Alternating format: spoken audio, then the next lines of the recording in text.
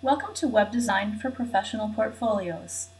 This series presents some basic web design principles that you can use for any website you create, but will be applied specifically to the project of creating a web portfolio that showcases your professional experience and credentials. In this lesson, I'll briefly introduce two important topics that you need to think about when designing a website: copyright and accessibility. These are both very complex issues, and this short video is not intended to be comprehensive, nor is it intended to provide any legal advice. My goal here is to make you aware of these issues, so that you can do your own research and make your own decisions about how they apply to your portfolio.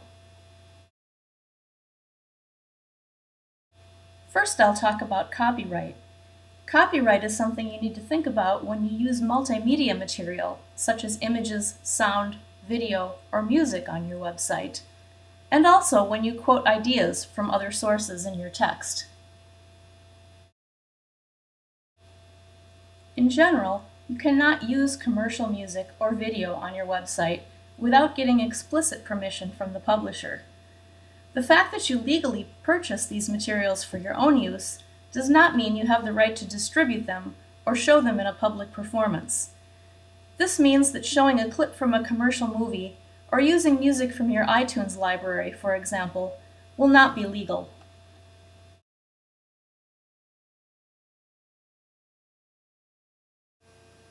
Some websites offer royalty-free images and music that are designed to be used on websites.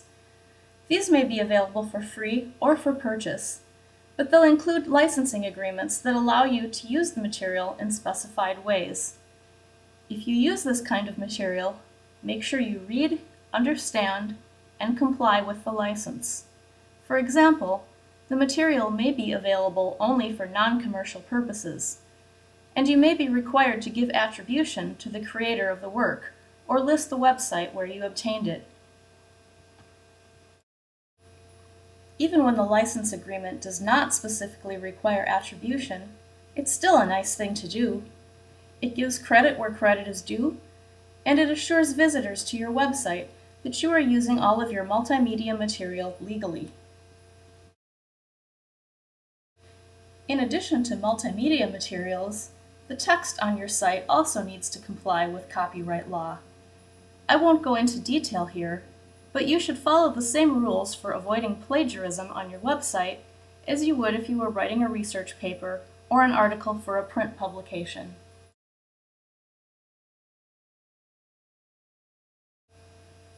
Another topic I'll talk about very briefly here is accessibility. You want your site to be accessible to as many people as possible, so you'll want to do what you can to make your design compatible with assistive technologies such as screen readers.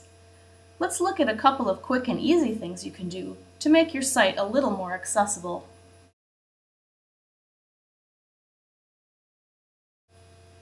Visually impaired visitors to your site might be using screen readers to read your websites aloud. Screen readers are pretty good at reading text, but they can't read an image. Therefore, you should always fill in the alternative text field when you insert an image into your page. Web hosting sites such as Weebly, Google Sites, WordPress, and others should all provide a way for you to do this. Keep in mind that screen readers cannot read any text that is converted to an image. While it might be tempting, for example, to post your web resume as a JPEG instead of a web page in order to maintain control of the formatting, doing so would make your resume completely unreadable to someone using a screen reader.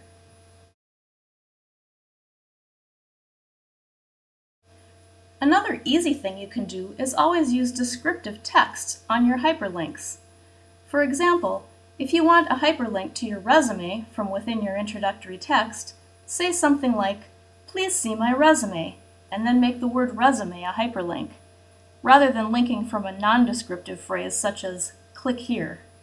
This allows users of screen readers to skim the hyperlinks on a page if they wish, the same way you might skim the page visually looking for useful links.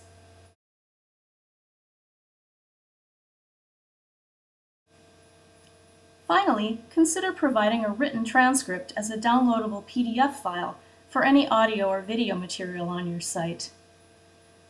Again, the ideas presented in this short video are not meant to provide legal advice, but to get you thinking about these important questions as you decide what to include on your site and how to present it in a way that reflects well on you. Best of luck with your professional portfolio.